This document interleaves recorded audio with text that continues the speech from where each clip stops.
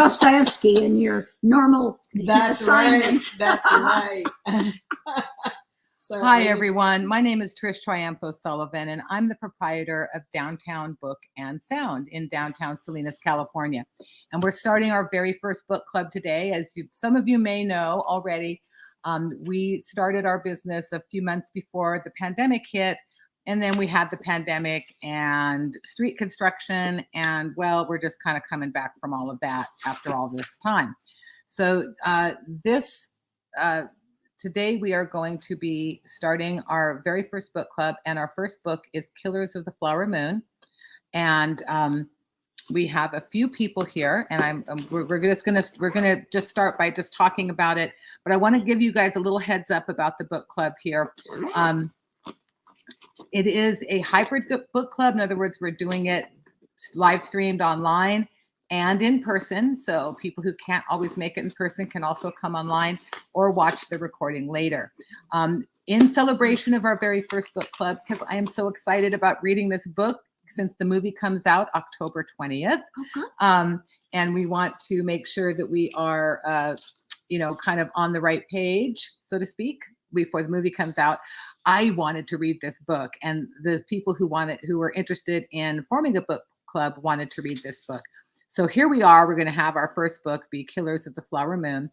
And in celebration, anyone who's joining the book club today gets a free copy, either a hard copy or an audio copy. So you can get an audio book, but you will need to contact me via email. That's downtownbookandssound@gmail.com to redeem your copy of the book and then participate in the book club. Of course, we're going to meet again next month to discuss it, and maybe we could even have a movie night. So we'll talk about that later. Anyway, we're going to turn the camera around so you can see the people that are here already. And actually, we can't quite see you. It's okay. I'm going to be just focused on them because We're going to say hi to you anyway. Hi. Hi. There we go. And we're going to have it this way. And then I'm going to move over so hopefully I can be on it too. Let's see if I sit here. Yeah, I think I can do that. Okay, perfect. Just move this thing over a little bit so I have room to put my stool in. And so I've introduced myself. I am Trish Triumpho Sullivan, and I am the proprietor of Downtown Book and Sound. And I'm going to lean in right here a little bit. And it looks like we already have some comments. Let's see what the comment is. What's the email again? Okay, Debbie, thank you for asking. The email is downtownbookandsound@gmail.com. And I'm going to put it in I'm going to type it into the comments quickly. Let's see, so that you have that. I just went to Flora's Farm is in Greenfield. It's organic farm, and I just bought these to share. Oh yeah, that's great. Flora's Farm is the best. She's one of my favorite. That's what she's the one that I go to the farmer's market for. Is because of her, because her produce is so excellent. I love to support her as much as possible. I love to support our local farmers. Bookstore. Support our local bookstore. Come down here and buy books. Support the local farmers too. .com. Okay, so downtownbookandsound@gmail.com, and there it is. I think it is on the chat now, so everyone knows the email. If you are wanting to join the club and get your own free copy for the first time, for the first book, and we haven't decided what we're going to read next, so that's where we're at. But I did want to. So would you guys mind introducing yourselves? So my name is Laura Bertuzzo, and I live here in Salinas. I teach at Hartnell, and I love to read when I have spare time. Good, thank you. I'm Lisa Beth, and I am a newly retired elementary school teacher from Greenfield. And so now I have time on my hands, and I'm exploring all the possibilities of things to do. And so this is my first book club. Yay, thank you, ladies. Come here so you don't have to change it. Hi, my name is McGregor Eddie. I live in Salinas and I enjoy book clubs very much. Thank you, McGregor. And thank you for joining us today. And anyone who's on the internet today, or later, who watches it later, welcome and thanks for joining us. What I'd like to start asking about is what do you know about the story? Do either any of you know anything about it yet? I'm gonna check. I actually read the book already. Oh, you did. I read Okay. over this summer. Oh, so okay. I'm not gonna tell you the secret, but it's a true story. And it actually about the birth of the FBI, but also the situation with the Native Americans in Oklahoma and the idea of what too much wealth can do. So big themes. Those are big themes. Big Yes. themes, yeah. Well, and those are all very important themes that relate to what's going on in our world today as well. Yes. So even though this is a historical book, because see what year that this is taking place? The 1920s. Mm-hmm. Okay, so this is from the 1920s. So this is about 100 years ago then. Wow. The 1920s had the most lynchings because there'd been people had come back from the First World War, African American soldiers, and it had opened up people's eyes to possibilities. And it was a very bad time for lynching in the 1920s. Well, you know, we do have something else from similar in our world today that relates is that in 1918 through 1920, officially they say that was the Spanish flu pandemic. But in my research, I found that the pandemic actually continued into the 20s, and they were having surges through 1924, like major surges, like still going on. So even though it says it was, just a 2-year pandemic, it was still going on. So just like we still are having those things happening. We're still having surges and things like that going on. So I think that's interesting that time period is we have some parallels in our world right now with that time period. What was your main interest in reading the book in the first place? Like when you first were thinking about it?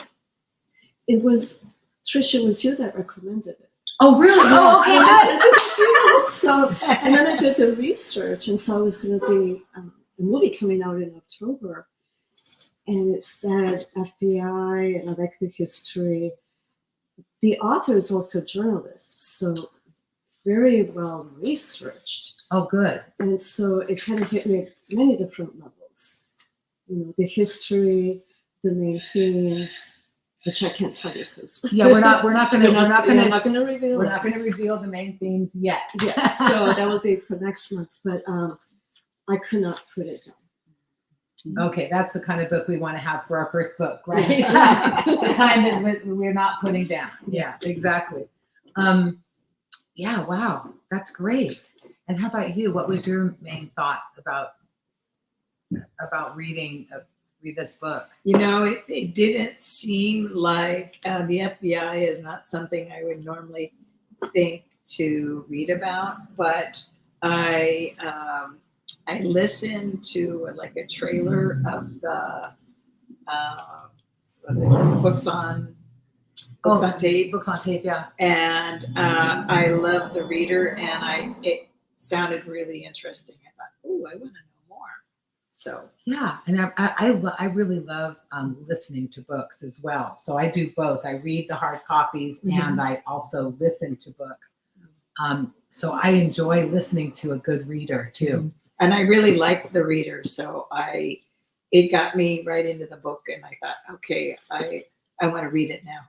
Oh, good. That's exciting. Yes. Well, one of my main reasons is a personal reason, and that is that my grandmother was a full-blooded Indigenous person, and she was after the Trail of Tears, she did not join the rolls for her tribe, and she died before I was born. And my father, who was her son, died when I was 12, so I didn't have a lot of information in that part of my family. So I have a lot of interest in Indigenous people and their struggles, you know, especially during this time period, because that was when my father had just become an adult. I mean, not an adult, but that was the time that he was coming up, I should say. He was born in 1911. And so in the 20s, he was a teenager and he left home in the 20s. So like he was, you know, when he was 14, he left home. And I know some of his history, but it's history that of America that I don't know a lot about from the Indigenous people's point of view, and some of these stories that are very important to our, I feel, to our American history as well, that need to be told and remembered. So I was Absolutely. very interested in that. And the fact that it's been chosen to be a major motion picture means that it's a good enough story that they can tell it in a way that's going to be gripping and exciting. So I'm very excited about starting this book. Even I purposely didn't read it in advance because I wanted to have it be a part of our group here. And you know, one of the things that I was thinking to do was also to have our little book club group on social media, like on Facebook, as a private group, so we can also discuss on the internet too. So if people want to talk about what they're reading, as you know, in between in-person meetings, that we can do that as well.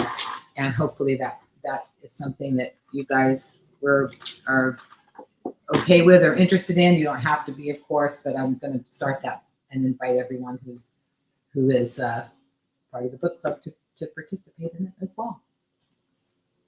I didn't realize I have all these books stacked up here, and I'm sorry you don't even have any space to lean your hands up. It's okay.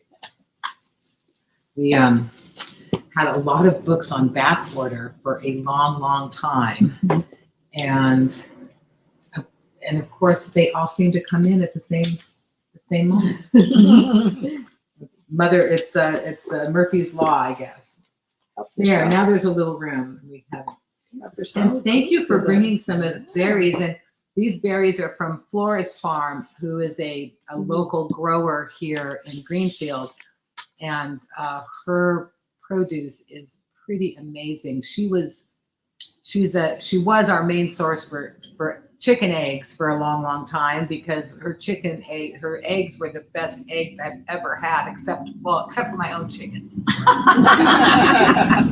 But I am going to partake because this looks absolutely fabulous. So good. Bad for the people online, but Oh yeah. But yeah, at least farmers market Saturday morning you can get these. Mm-hmm. Yeah, the Saturday morning farmers market in downtown Salinas. Florist Farm is there, and her produce is excellent. Her berries are excellent. You guys come and support local. So, and this is fun. I just want to say something about bookshops. They really bring community. And there are a lot of books right now about bookshops. oh, there are a lot of books about bookshops. I've noticed that. There's a lot coming up right now. And I think because people want to feel connected again and talk about ideas, even in a deep way. And what better way to do it, I think. Oh, I agree. Thank you. And I agree about. I mean, when I found out this summer that we had a bookstore in Salinas, it just made my year. Oh, good. Well, you know, it's funny because we opened about 4 years ago, and and because the pandemic started like right after we opened, most people don't even know we're here. I'm glad you discovered it. We're going to spread the word. Thank you. We appreciate that. So, I like to. I'd like to, because I also am a teacher at Hartnell College, so I finally, because you go by Patricia. I go by Patricia. Well, I don't go by Patricia, but they wouldn't allow me to use my nickname Trish on the official emails. Yeah. So now Now you connected it. I connected it. Yes. So I'm a professor of art and photography at Hartnell College. Oh, So I teach like painting and art appreciation, art history, oh. drawing and composition sometimes, but mostly I teach photography and painting. Yeah, I used to be a photojournalist. Did you really? In my last life, yes. I was, Wow. before I became a teacher. And I got tired of carrying the camera, but I've always been a visual person. So, And that probably made you a really good teacher too, because you have that idea of that people can learn a lot visually too. visually, yeah. Yes, of course. The Kids different need to, modalities. yes, we were big on that, especially with second language learners. They need to see. And I teach physics, and in fact, the first step in problem solving, I say you've got to draw that diagram. You've got to bring that imagery in of what the problem. And you say, "Oh, she's in science," but no, I really embrace everything in the arts. And being from Italy too, there's a very strong connection. You're from Italy? Yeah, originally between the arts and the sciences. Look at Da Vinci and so on, because It's huge. You science can't have one without the other. you can't. You have that right brain, left brain. And in fact, Einstein was quoted as saying, creativity is more important than knowledge, because you have to be creative. You have It to absolutely think. is. Oh, I have to love that. imagine. Thank you. Yeah, there we go. So I can't live without the arts. And writing is an art, and painting and photography. There's so many different. Oh, ways. there's so many different. Well, and the thing that I show my painting students very often the Sister Wendy History of Painting Oh, I series. love that. And so Sister Wendy's history of painting is actually pretty amazing. And I think what I'm going to do, I'm going to put this down a little closer so that hopefully the background noise is not too. Let's see if I can fix this up so that we can be in the frame without and that they can hear us. Okay. I can scoot. There we go. Okay. I think that's good. And, There. yeah, but then I think it's scoot. I know we could do. You're right. Wherever you're at is Okay. good. I think we just get a little So- closer so they can hear when there's all this noise outside with loud engines and So, stuff. Trish, I have a question for you. What inspired you to start the book and sound? Okay, that's a great question. So I kind of fell into it in a weird way, and I'll explain a little bit here.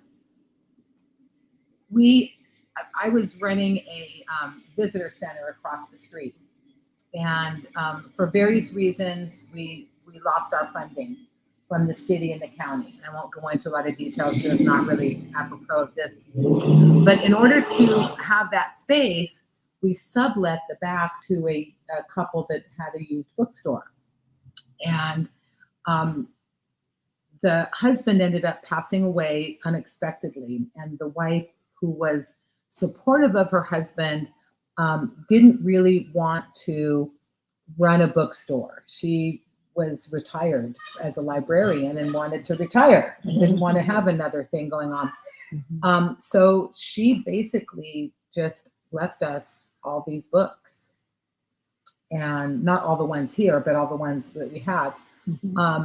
And then this place came up for rent. And I at first was going to just sell off all the books, get rid of them, and just stop. But the community support was huge. People kept saying, "Oh no, we have to have a bookstore. We have to have a bookstore. There has to be a place that sells books in Salinas. There's no bookstore, so you can't close." And I kind of heeded that call because I realized how important bookstores are for our community, or for the community in general. And when this place became available, I contacted the owner of the property and let them know my interest and that I wanted to expand the bookstore and have new and used books. And so here we are. He was interested. He thought he understood the importance of having a bookstore in Salinas. that's what inspired me. And then I thought I needed something for my retirement, because I'm only an adjunct at Heart now, which means I don't have really retire. I mean, I don't have the kind of retirement that I could live on. In other words, there's no way that I could do anything. And the way that they work it out with Social Security for educators is you can't have your Social Security from your old life of working in the public sector and your life working as a teacher. Yes, I just learned that. So they that too. basically deduct. So they call it like a windfall, but it's not, because there's not enough in Social Security for me to make ends meet. And there's not enough there's not anywhere near enough as an adjunct. I mean, if I retired from Heart now, maybe I'd get a few $100s a month, maybe. It's After 15 years of teaching. ridiculous. So if I retire and I got whatever the Social Security is, like $1,700 a month, and then an extra $300 wouldn't even pay my rent here in Salinas. So that's kind of a big problem, But that's what really got me to do it, was filling the community need of having a place where people can congregate, can buy books, can discuss books. We sell newspapers and we support community events. So before the pandemic hit, we had every Thursday night, we had a knitting and crocheting group that would come in. Oh, I'm a knitter. Yeah, so I'm hoping that'll come back on Thursday nights, because we really want to we'd like to host that again. It was really fun. And then while they were here, we would read out loud like a chapter a week on a book. Oh, wow. So it was kind of like a knitting book club a little bit, but people, but we also chatted and stuff. So it wasn't like because it is about community. Yeah. Maybe we'll get you into knitting. I don't know anything about knitting, but I would. Learn. But one of my goals as a retiree is that, I live in Greenfield, but it's such a small, people are so connected to their families that I feel disconnected because I don't have my family there. So I wanted to be part of a community. So That's great. So- Yay. welcome to our community. this is Welcome my to the book first community. opportunity to connect. So yay. Well, welcome. But thank you for being here. And I hope you'll before we leave, we'll share emails, and then I'll email you guys what we're with the online stuff. We have a world beyond war, but it's on the floor. It's that McGregor was speaking. So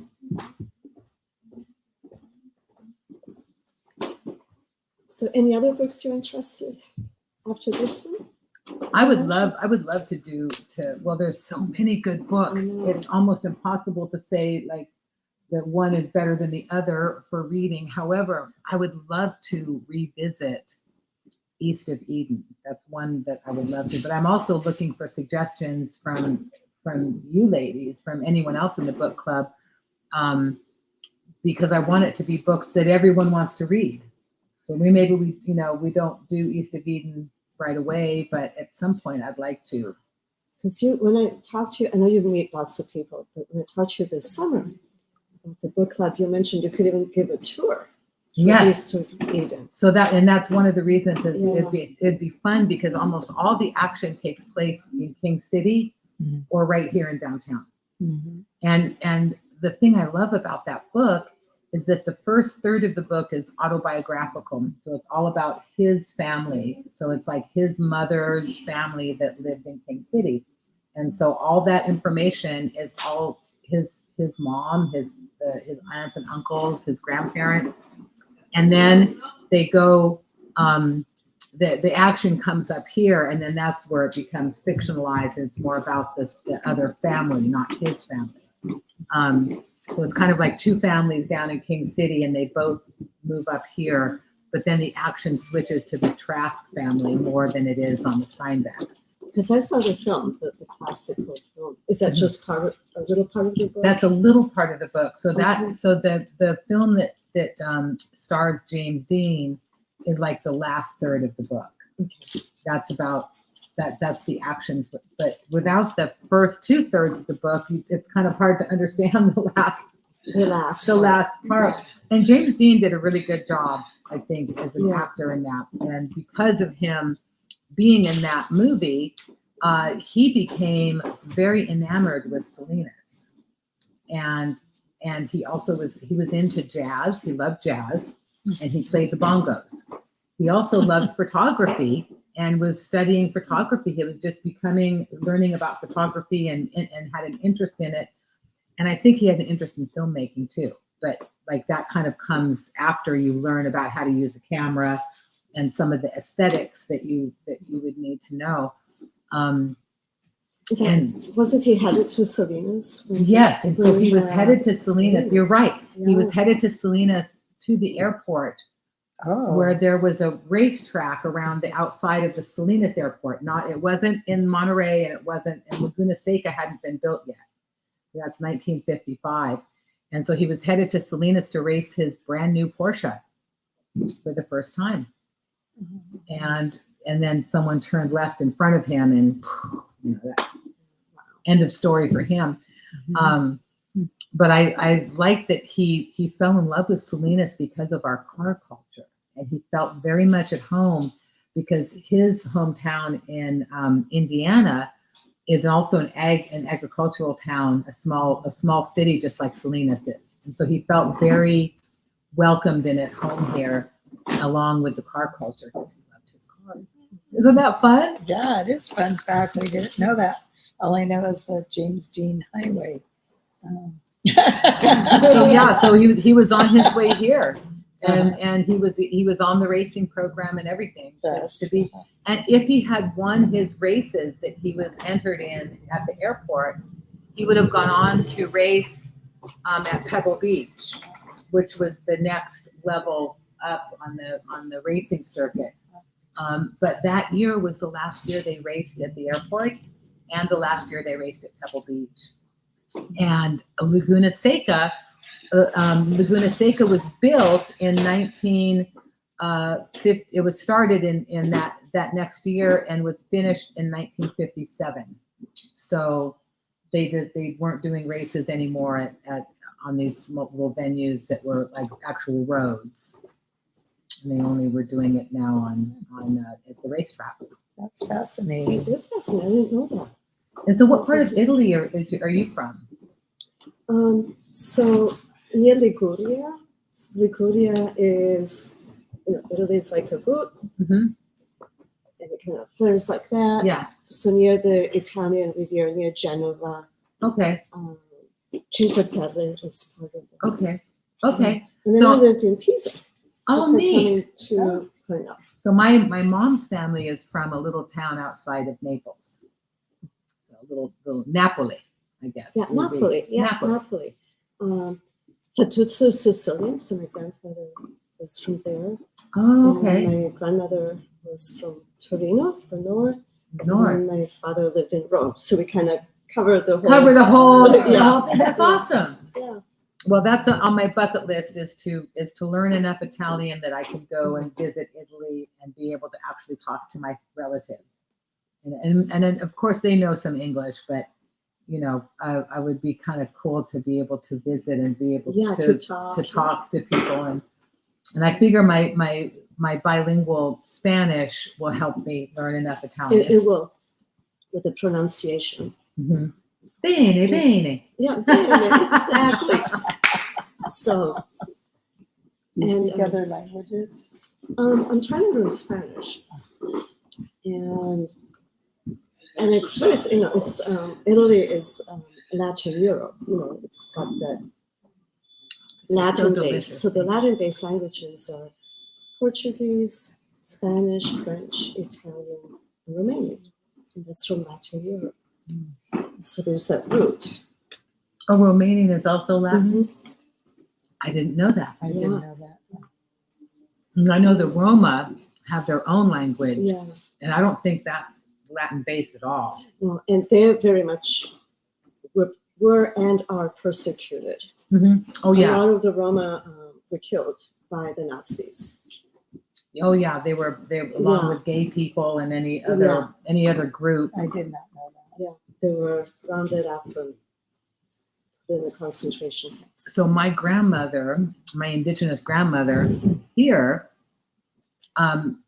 passed herself off as a gypsy because it was European and it was better to be a gypsy than it was an indigenous person. In other words, she was able to. So she saved herself. Mm-hmm. She saved herself from the kind of persecution that the native, the indigenous peoples had throughout the history of North America. Really, It's kind of an ugly history. There's a PBS, Very ugly. very ugly. PBS, Finding Your Roots. I don't know if you've seen that. I love that. I show. love that show. Yeah, and it really I'm digs fascinated. in the American history. Wow. I've never met anybody who's been fascinated with that show like I am. Every time it comes on, I'm like, I don't care who it is. I just like It's so interesting. I isn't it? love what they dig up and how far back they can Yeah. find and the stories. It just- Yes, and it does, and it really gets into it's meaty.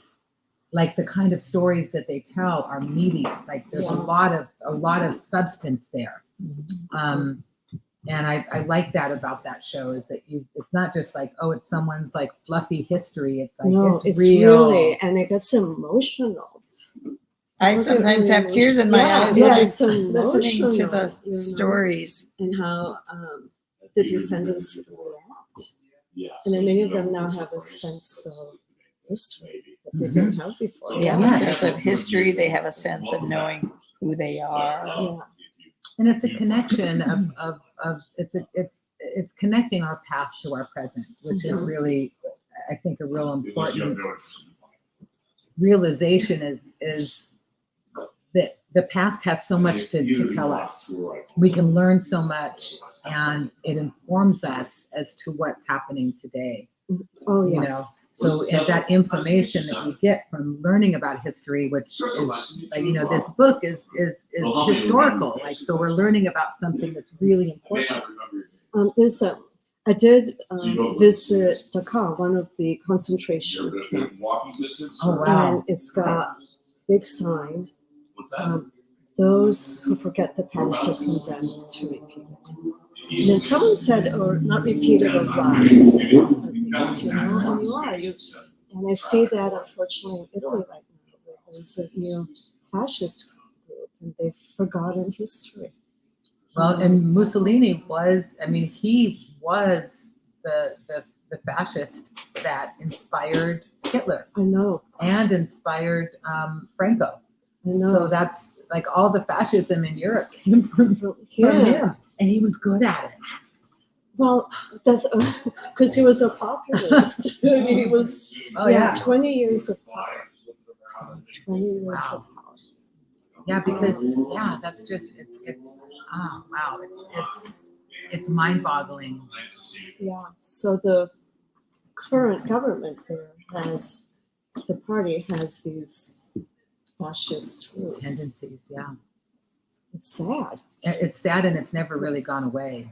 No. The Nazism and fascism is still, and that's what's happening here in America too. The people who want that type of, they have fear of the other, Right. and fear turns to hate very quickly. Right.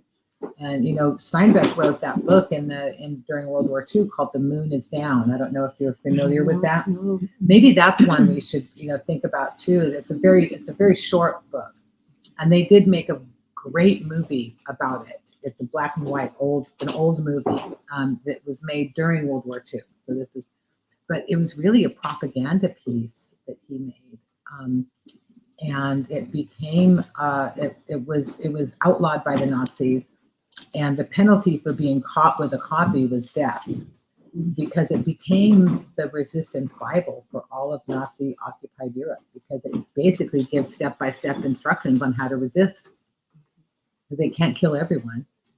They really can't. It's physically impossible, So they gave them that book gave them the formula.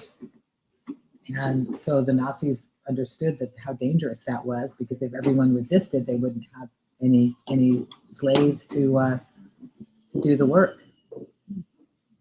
Because they literally can't kill everyone. And the thing is people would have died anyway. So,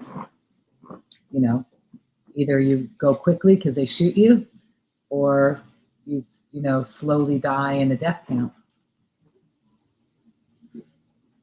A slave camp really is what it was, because they basically worked everyone to death.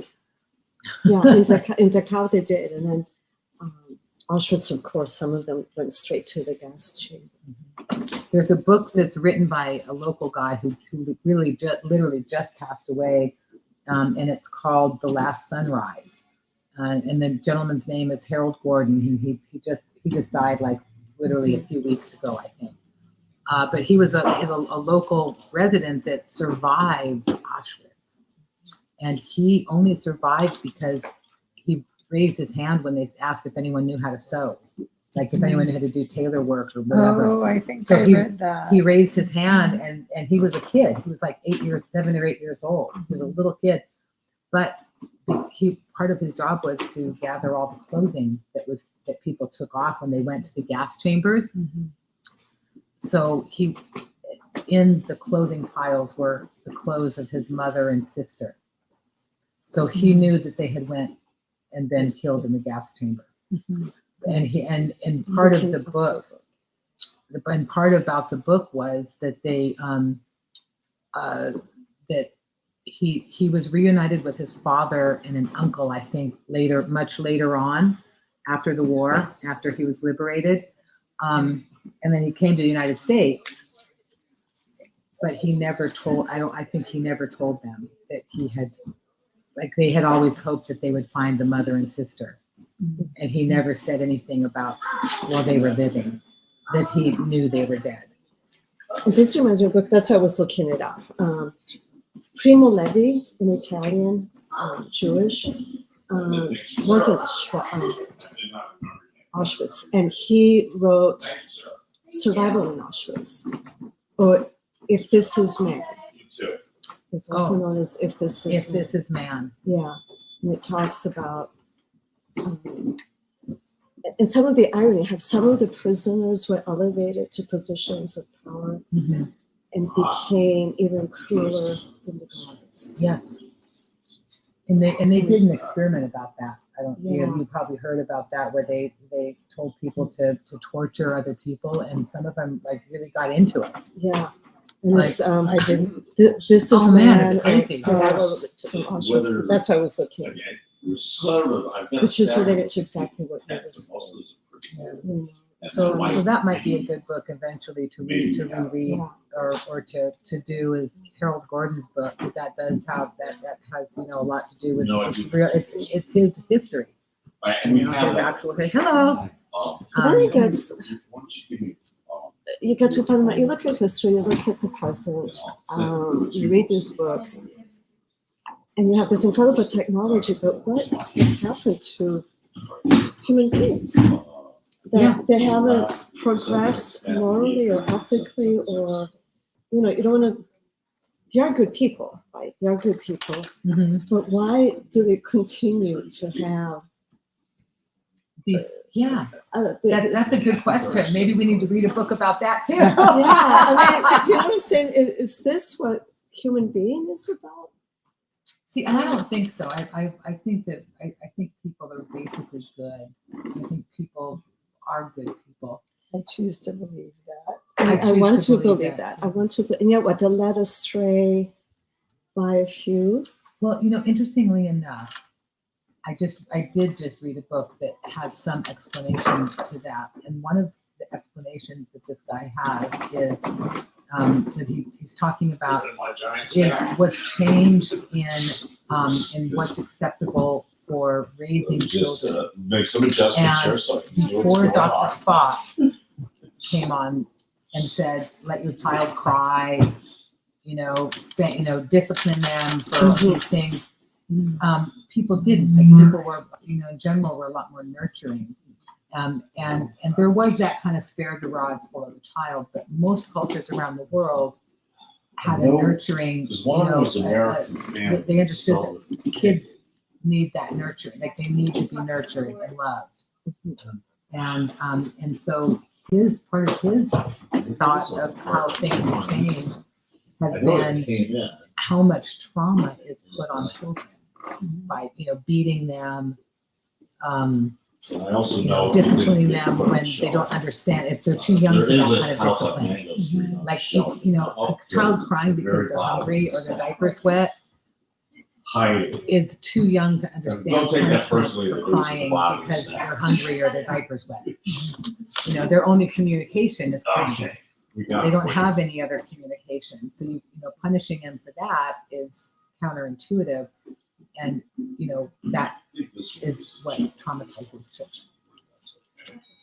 Maybe the It's generation. abuse. Yeah. But that has happened for more than just one generation, though. But the thing that's changed a lot more recently is this idea that not to nurture children. That children don't need nurture. That it's better to just leave them and let them cry and figure it out on their own. As an elementary school teacher, I've been around a lot of kids, so I see I taught second grade, but I just see their just need for love and acceptance and someone to listen to them, and I'm not so much about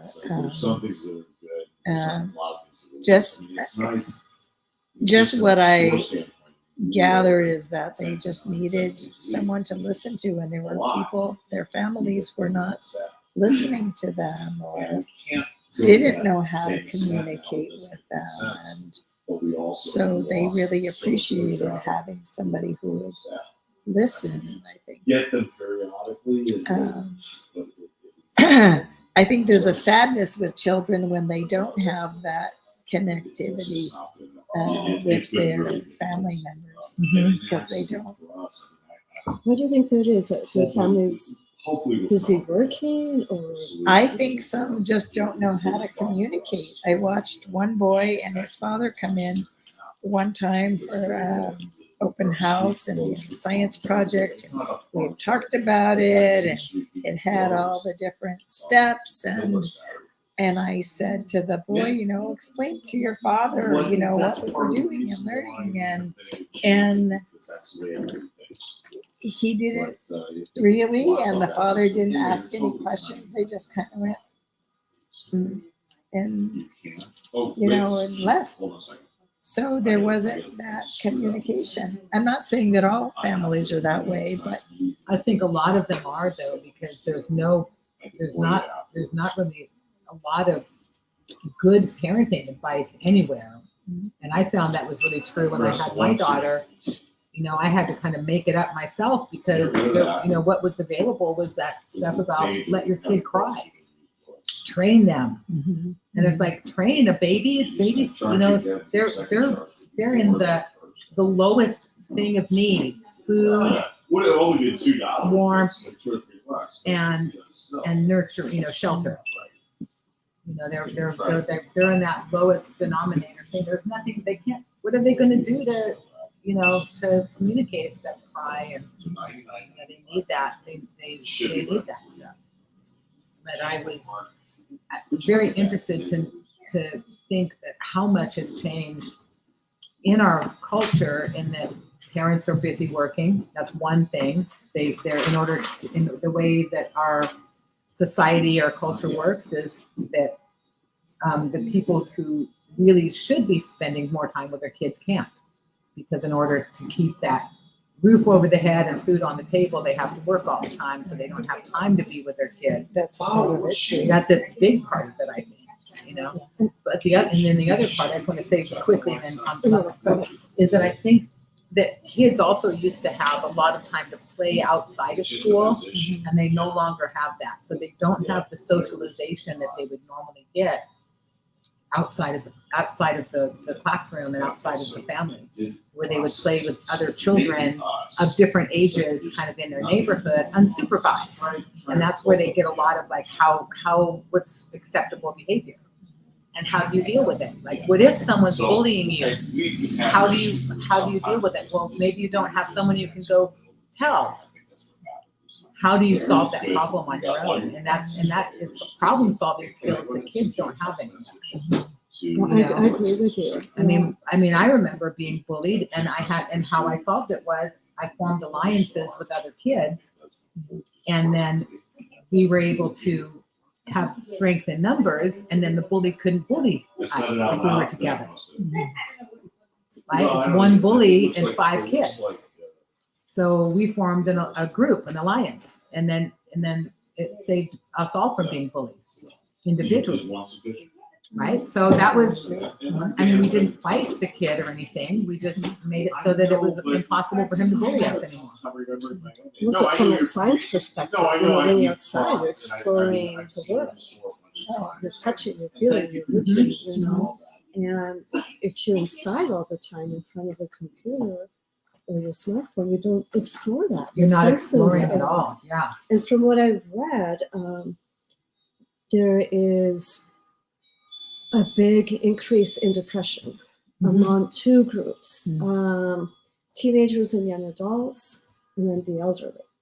And it even was happening before lockdown, before COVID.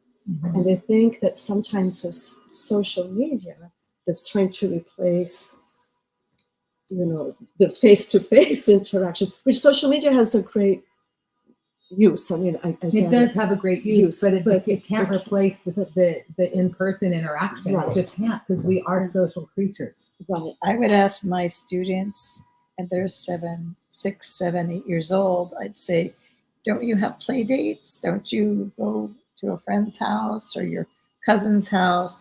No, we don't do that. And sometimes I go, oh, I don't want my child outside. It's too dangerous. So, Well, yeah, it's living where we're living in this culture of fear, where we're fearing all these things, but the actual statistics show that we're living in one of the safest times of the history of the world. Like you know, violence is down like majorly, even though it seems like there's a lot of violence in our world. The media makes it sound like that, Yeah. but there's not really. It's actually safer than it's ever been. So really, kids would be safe to play outside. You know? The other thing I was, interestingly enough, on that topic of exploring and touching and you know, science, you know, kids learn a lot by touching and exploring tactile, you know, stuff.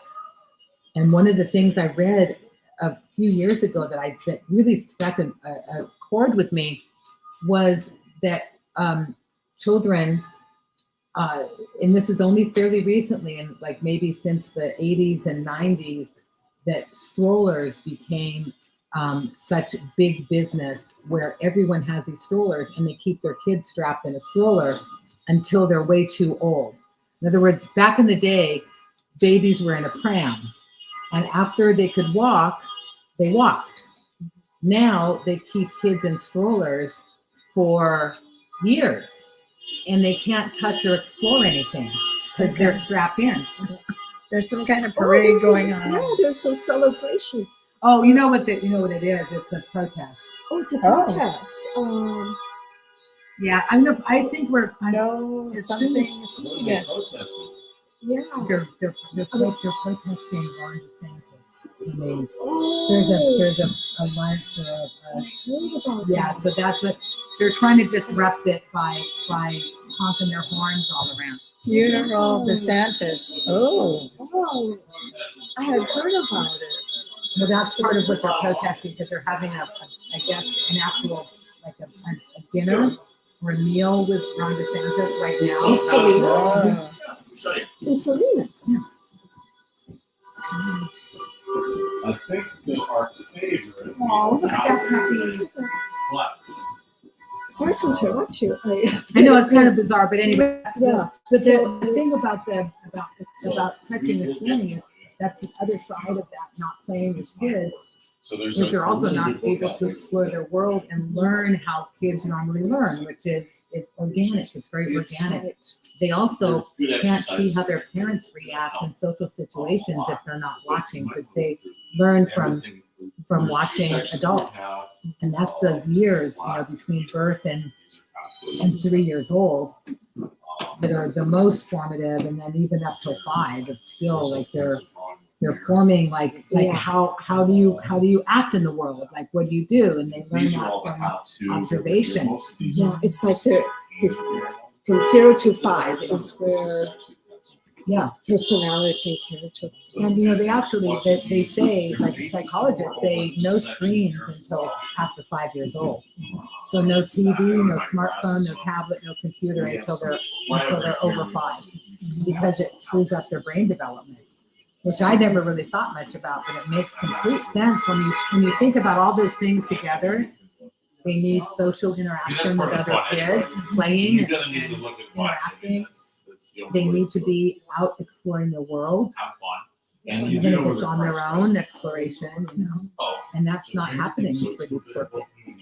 I went to a baby shower and they had a lot of kids there. It was very family oriented, and all the kids were sitting in the living room in kind of a U shape, and they all were on their phones, and there was a bouncy house empty outside. I said, "Why aren't you guys outside?" And they looked up, and then they went back to their phones. That's where I think we need to change the thing right now, corporations are promoting this kind of stuff because they make money from it, but it's hurting our social culture. And not just the kids. I mean, that's obviously the important. That's the foundation of the rest of the society. But they're saying teenage girls, Mm-hmm. through the pressure that they have through social media. I just read an article, New York Times, what it is now to be 13.